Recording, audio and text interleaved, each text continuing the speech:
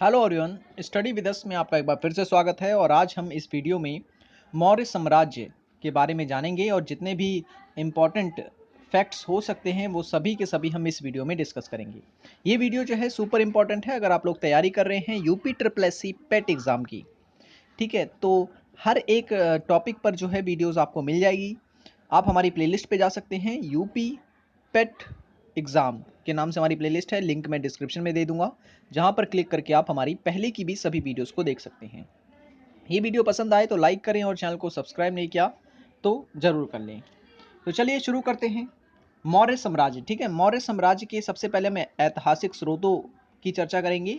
जानेंगे कि किन किन स्रोतों से हमें जो है मौर्य साम्राज्य के बारे में जानकारी मिलती है। सबसे पहले साहित्यिक स्रोतों की बात करेंगे। तो साहित्यिक स्रोतों की अगर मैं बताऊं आपको तो कई ब्राह्मण ग्रंथ हैं, कई बौद्ध ग्रंथ हैं और कई जैन ग्रंथ हैं जो हमें जो है मौर्य साम्राज्य के बारे में जानकारी देते हैं। तो जो मेन है वो मैं आपको बता देता हूँ। जैसे कि अगर हम ब्राह्मण ग्रंथों की बात करें तो कौटिल्य का जो अर्थशास्त्र है ये सबसे महत्वपूर्ण ग्रंथ है, जिससे हमें जो है मौर्य साम्राज्य को समझने में काफ़ी सहायता मिलती है। तो याद रखें, कौटिल्य के द्वारा लिखित ग्रंथ कौन सा है, तो अर्थशास्त्र। कौटिल्य को 3 नामों से जाना जाता है, ठीक है। एक तो हो गया कौटिल्य, दूसरा चंद्र को कह रहा हूँ, कौटिल्य, चाणक्य और विष्णुगुप्त। ठीक है, ये तीनों नाम जो हैं वो एक ही व्यक्ति के हैं और इसके द्वारा जो लिखी गई जो पुस्तक है उसका नाम है अर्थशास्त्र। ठीक है, ओके। विशाख दत्त का जो मुद्रा राक्षस नामक पुस्तक है उससे भी जो है हमें मौर्य साम्राज्य के बारे में जानकारी मिलती है। ठीक है, ये चीज़ आपको याद रखना है। और अगर पूछे कि सबसे महत्वपूर्ण स्रोत कौन सा है तो याद रखना अर्थशास्त्री है वो, जिससे हमें मौर्य प्रशासन व्यवस्था या मौर्य की प्रशासनिक व्यवस्था के बारे में जानकारी विस्तार से मिलती है। ठीक है, और बौद्ध ग्रंथों की अगर मैं बात करूं तो दीपवंश, महावंश टीका, महाबोधि वंश, ठीक है, और दिव्या दिव्या वरदान वदान आदि जो ग्रंथ हैं बौद्ध धर्म से जुड़े हुए, उनसे भी हमें जो है मौर्य साम्राज्य को समझने में काफ़ी सहायता मिलती है। जैन ग्रंथ भी हैं कई, जैसे कि भद्रबाहु का जो कल्प सूत्र है और हेमचंद्र का जो परिशिष्ट पर्वन है, इससे भी हमें जो है मौर्य साम्राज्य के बारे में जानकारी मिलती है। ठीक है, जितने भी फैक्ट्स मैंने बताए हैं काफ़ी इंपॉर्टेंट है, आपको याद रखने हैं। देखिए, कल्पसूत्र किसके द्वारा लिखित है ये कई बार पूछा गया है, तो याद रखें भद्रबाहु के द्वारा। और परिशिष्ट पर्वन किसके द्वारा लिखी गई है, तो हेमचंद्र के द्वारा लिखी गई है। ठीक है, अच्छा, विदेशी अगर हम विवरण की बात करें कि कौन से ऐसे विवरण हैं जिससे हमें विदेशी विवरण हैं जिससे हमें मौर्य साम्राज्य को समझने में सहायता मिलती है, तो याद रखें ये सारे आ जाते हैं। स्ट्रैबो, जस्टिन, इन सब ने जो है अपनी अलग अलग राय जो है दी है। तो मेनली याद रखें आप कि विलियम जॉन्स जो थे, इन्होंने जो है सेंड्रोकोटस की पहचान चंद्रगुप्त मौर्य से की है। ठीक है, बस इतना पॉइंट आपको इसमें याद रखना है। पुरातत्व की अगर हम बात करें तो पुरातत्व में आप याद रख सकते हैं अभिलेख। ठीक है ना, एक अभिलेख है अशोक का जो कि अशोक के अभिलेख से हमें जानकारी मिलती है। और याद रखें रुद्रमण का जो जूनागढ़ का अभिलेख है, इससे भी हमें जो है मौर्य साम्राज्य का इतिहास जानने में सहायता मिलती है। मृतभांड, चांदी, तांबे के पंचमार्ग इत्यादि जो हैं ये सभी हमें मौर्य साम्राज्य के बारे में जानकारी देते हैं। ठीक है, अब बात करते हैं चंद्रगुप्त मौर्य के बारे में। ठीक है, तो हमें पता है कि जो ये चंद्रगुप्त मौर्य थे, इन्होंने जो है नंद वंश के राजा घनानंद को पराजित करके जो है मौर्य वंश की स्थापना की थी। ठीक है, और 25 वर्ष की आयु थी जब उन्होंने ऐसा किया था, घनानंद को पराजित किया था। ठीक है, और घनानंद जो थे वो नंद वंश के राजा थे, जिस वंश की स्थापना जो है यानी नंद वंश की जो स्थापना है वो की थी महापद्मानंद ने। ठीक है, महापद्मानंद ने। अब चंद्रगुप्त मौर्य जो थे वो किस संप्रदाय से थे, ये जो है विवाद का विषय है। जैसे कि कई लोग कहते हैं कि जैसे कि ब्राह्मण साहित्य कहता है कि चंद्रगुप्त मौर्य जो थे वो शूद्र थे, जबकि जो बौद्ध और जैन ग्रंथ हैं वो ये कहते हैं कि चंद्रगुप्त मौर्य जो थे वो क्षत्रिय थे। ठीक है, विशाख दत्त का जो मुद्रा राक्षस पुस्तक है उसमें इन्हें वृषल कहा गया है। ठीक है, तो अलग अलग इस पे विचार हैं, ये तीनों पॉइंट आपको याद रखने हैं। ठीक है, और एक चीज और कि 305 ईस्वी में चंद्रगुप्त मौर्य जो थे इन्होंने एक युद्ध लड़ा था सेलुकस निकेटर से। ये कौन है सेलुकस निकेटर, तो याद रखें सेलुकस निकेटर जो था ये सिकंदर का सेनापति था। ठीक है, ये भारत आया था और कहा जाता है इस एक युद्ध होता है चंद्रगुप्त मौर्य और सेल्यूकस निकेटर में। तो सेल्यूकस इस युद्ध में हार जाता है और इसके पश्चात जो है ये वैवाहिक संधि करता है और अपनी पुत्री का विवाह चंद्रगुप्त मौर्य से कर देता है। ठीक है। और कहा जाता है कि सेल्यूकस जो है 4 प्रांत चंद्रगुप्त मौर्य को देता है, जिसमें शामिल हैं हेरात, कंधार, काबुल और बलूचिस्तान। ठीक है। तो आप इनके नाम एरिया, अराकोसिया और जेड्रोसिया और पैरोपनिस डाय, ठीक है, इत्यादि भाग जो हैं दिए थे। ठीक है। और जब चंद्रगुप्त मौर्य इससे काफी खुश हुआ तो कहा जाता है कि चंद्रगुप्त मौर्य ने जो है 500 हाथी सेल्यूकस को दिए थे खुशी के कारण। ठीक है। तो ये चीज आपको याद रखना है इसमें। और ये जो सेल्यूकस के बीच युद्ध हुआ था ना, चंद्रगुप्त मौर्य और सेल्यूकस के बीच जो युद्ध हुआ था, इसका वर्णन एक ग्रंथ है उसमें है, जिस ग्रंथ का नाम है एपियानस। ठीक है। एपियानस ग्रंथ में इसके बारे में हमें जानकारी मिलती है। ठीक है। चंद्रगुप्त मौर्य का साम्राज्य जो है वो उत्तर पश्चिम में ईरान और पूर्व में बंगाल, उत्तर में कश्मीर और दक्षिण में उत्तरी कर्नाटक या कहें कि मैसूर तक फैला हुआ था।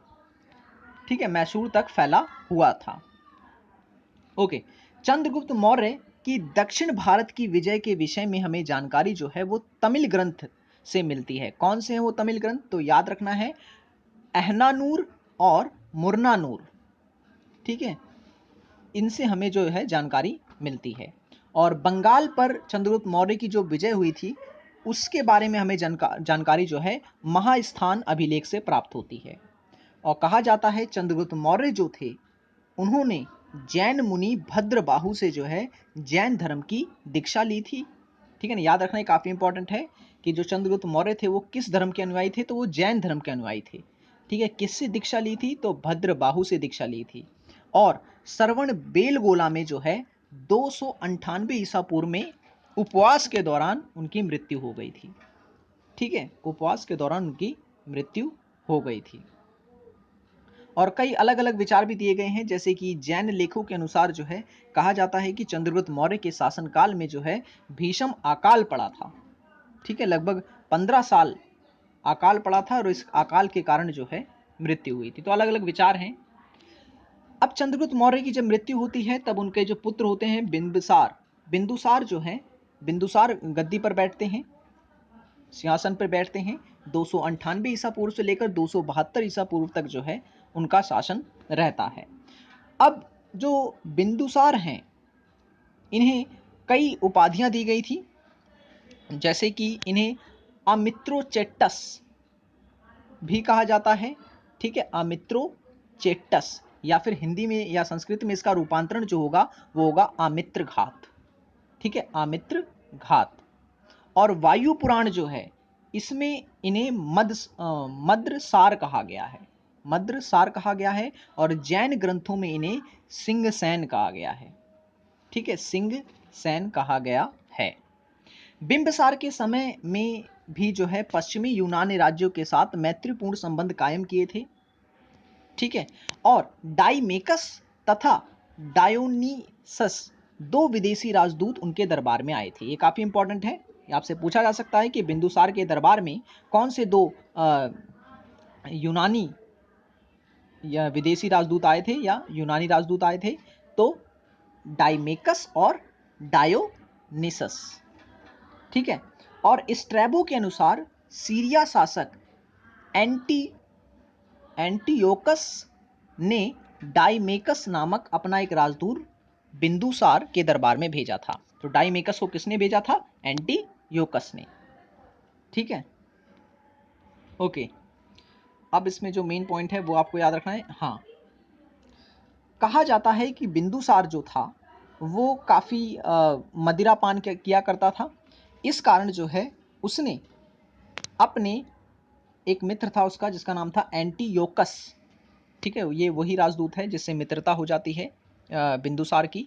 तो इससे जो है 3 चीज़ें मांगी थी। पहला, मीठी मदिरा, सूखी अंजीर और एक दार्शनिक। ये भी आपसे एक पॉइंट पूछा जा सकता है। ठीक है, कि बिंदुसार ने एंटियोकस से क्या क्या चीज़ मांगी थी? तो मीठी मदिरा, सूखी अंजीर और एक दार्शनिक।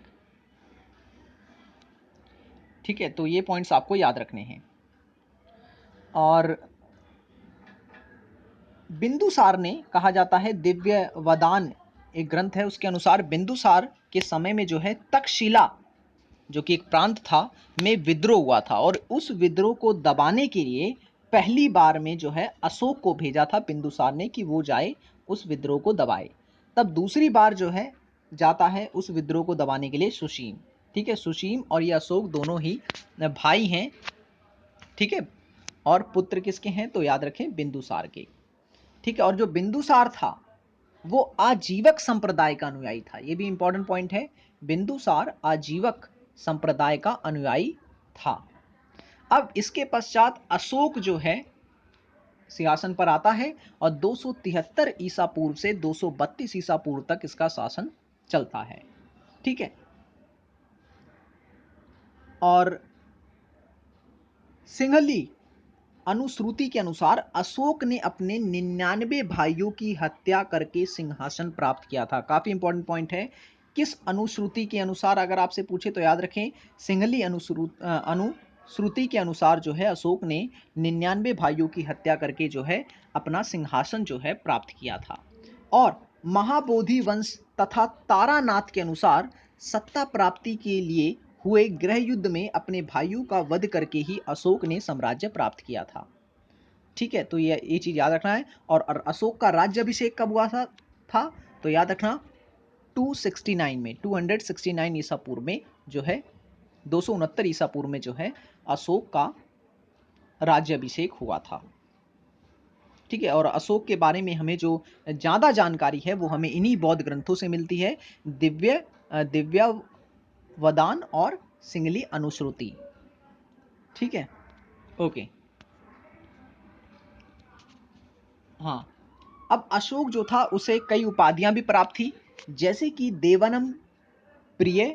ठीक है, देवनाम प्रिय और देवनाम प्रियदर्शी, ये दो उपाधि जो हैं काफी इंपॉर्टेंट है एग्जाम के लिए। अशोक को ये दोनों उपाधि प्राप्त थी। और राज्य अभिषेक से पूर्व जो था अशोक उज्जैन का राज्यपाल था, यानी जब बिंदुसार गद्दी पर था तो अशोक को जो है उज्जैन नामक क्षेत्र दिया गया था शासन के लिए। ठीक है, तो आपसे पूछा जा सकता है कि राज्य अभिषेक जब नहीं हुआ था अशोक का तो वो किस क्षेत्र का राज्यपाल था, तो उज्जैन का राज्यपाल था। ठीक है, कलहण की राजतरंगिणी के अनुसार अशोक शिव का उपासक था। ठीक है, शिव का उपासक था और कश्मीर में वितिस्ता नदी के किनारे श्रीनगर नामक नगर की स्थापना की थी। याद रखें, काफी इंपॉर्टेंट पॉइंट है। ठीक है, कलहण की जो पुस्तक है राजतरंगिणी, उसमें अशोक को बताया गया है कि वो शिव की पूजा करता था और उसने वितिस्ता नदी जो है उसके किनारे एक श्रीनगर नामक नगर जो है स्थापित किया था। और अशोक के द्वारा जो है कई अभिलेख भी उत्कीर्ण किए गए थे, और उस अभिलेख से हमें पता चलता है कि उसकी एक पत्नी थी जिसका नाम था करुवाकी। ठीक है, करुवाकी, आपको ये पॉइंट याद रखना है। अब अशोक के जीवन में एक बहुत बड़ा बदलाव आता है एक युद्ध से जिसका नाम है कनिंग का युद्ध। ठीक है, ये 261 ईसा पूर्व में लड़ा गया था। ठीक है, अशोक ने जो है कनिंग पर आक्रमण किया था और कहा जाता है इस युद्ध में लाखों लोग मारे गए थे और लगभग 1,50,000 लोग जो हैं बंदी बना लिए गए थे। इस युद्ध में ना सिर्फ मानव को हानि हुई थी अपितु कई जीव जंतु इत्यादि को भी काफ़ी हानि उठानी पड़ी थी। इन्हीं रक्तपात को देखकर जो है अशोक का हृदय परिवर्तित हो जाता है और उसने जो है युद्ध से वो त्याग कर देता है। ठीक है, कनिंग के हाथी गुफा अभिलेख से प्रकट होता है। ठीक है, कनिंग के बारे में जो हमें जानकारी मिलती है वो हाथी गुफा अभिलेख से मिलती है कि कनिंग पर जो समय शासन कर रहा था राजा, उसका नाम था नंदराज। याद रखें, नंदराज राजा था उस समय। ठीक है, और कनिंग युद्ध के बारे में हमें परिणाम के विषय में जानकारी हमें अशोक के 13वें अभिलेख से मिलती है। ठीक है, अशोक के 13वें अभिलेख से मिलती है। ओके, कौटिल्य के अर्थशास्त्र के अनुसार कनिंग हाथियों के लिए प्रसिद्ध था। ठीक है, कनिंग जो क्षेत्र था वो हाथियों के लिए प्रसिद्ध था। इन्हीं हाथियों को प्राप्त करने के लिए अशोक ने जो है कनिंग का पर आक्रमण किया था। याद रखें, अशोक हाथियों को प्राप्त करना चाहता था, इसलिए जो है उसने कनिंग पर आक्रमण किया था। कब? 261 ईसा पूर्व में। ठीक है, ओके। अब अशोक जो है आगे चलकर बौद्ध धर्म को अपना लेता है। ठीक है, और सिंगली अनुश्रुतियों के अनुसार जो है दीपवंश एवं महावंश के अनुसार ये ग्रंथ हैं बौद्ध धर्म के, अशोक को उनके शासन के चौथे वर्ष निग्रोथ नामक भिक्षु ने बौद्ध धर्म की दीक्षा दी थी। याद रखें, काफी इंपॉर्टेंट पॉइंट आ गए यहाँ पर। अगर आपसे पूछ ले कि अशोक किस धर्म का उपासक था, तो वो बौद्ध धर्म का उपासक था। अगर आपसे पूछ ले कि चंद्रगुप्त मौर्य किस वंश का उपासक था, वो जैन धर्म का उपासक था। ठीक है, ये चीज आपको याद रखनी है। और मोगली पुत्त के अनुसार जो है उन्हीं के प्रभाव से जो है ये पूर्ण रूप से बौद्ध हो गए थे। और दिव्या वदान अशोक को बौद्ध धर्म में दीक्षित करने का श्रेय जो है उपगुप्त नामक बौद्ध भिक्षु को प्रदान करता है। ठीक है, उपगुप्त नामक जो व्यक्ति थे, इन्होंने या कहें कि जो भिक्षु थे, इन्होंने ही जो है दीक्षा दी थी बौद्ध धर्म की। किसको? अशोक को। ठीक है, अशोक के अपने शासन के 10वें वर्ष सर्वप्रथम बोध गया की यात्रा की। इसके बाद अभिषेक के 20वें वर्ष लुम्नी ग्राम गए और लुम्नी ग्राम को कर मुक्त घोषित किया था उन्होंने, और केवल 1/8 भाग कर के रूप में लेने की घोषणा की थी। ठीक है, घोषणा की थी। अब इनके जो अभिलेख हैं, जो कि काफी एग्जाम में पूछे जाते हैं, उनके बारे में थोड़ा चर्चा कर लेते हैं। ठीक है, जैसे कि इनका अशोक का जो पहला अभिलेख है, शिलालेख जो है, उसमें किसके बारे में वर्णन है? तो पशु बलि पर रोक लगाई गई है, सामाजिक उत्सव का निषेध किया गया है इसमें। ठीक है, और ये भी कहा गया है कि सभी मनुष्य जो है मेरी संतान है। ये पहले शिलालेख में कहा गया है। दूसरे में जो है कुछ क्षेत्रों का वर्णन है, आप देख सकते हैं, और पशु चिकित्सा, मानव चिकित्सा और लोक कल्याणकारी कार्य के बारे में बताया गया है। तीसरा अभिलेख जो है, इसमें महामात्रों अर्थात पद अधिकारियों के प्रति 5वें वर्ष के दौर का आदेश है। ठीक है, 5वां अभिलेख जो है धर्म महापात्रों की नियुक्ति के बारे में है। ठीक है, और मौर्यकालीन समाज व वर्ण व्यवस्था का वर्णन करता है। 11वां अभिलेख जो है, शिलालेख जो है, वो धम्म की विशेषता बताता है।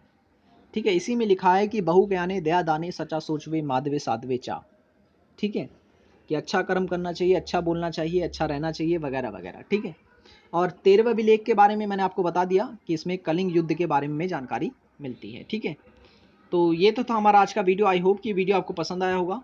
जितने भी इंपॉर्टेंट फैक्ट्स हो सकते थे मैंने आपको इसमें करवाए हैं, और इसका एक पार्ट और बनेगा जिसमें मैं आपको चंद्रगुप्त मौर्य जो थे, या कहें कि मौर्य वंश जो है, इसके प्रशासनिक व्यवस्था के बारे में बताऊंगा। अलग से वीडियो होगी, उसमें भी काफ़ी इंपॉर्टेंट फैक्ट्स मैं आपको बताने वाला हूँ। वीडियो पसंद आई हो तो लाइक जरूर करें, और चैनल को सब्सक्राइब नहीं किया तो जरूर कर लें, ताकि ऐसी वीडियोज़ आपको मिलते रहे। मिलेंगे नेक्स्ट वीडियो में। Thanks for watching this video.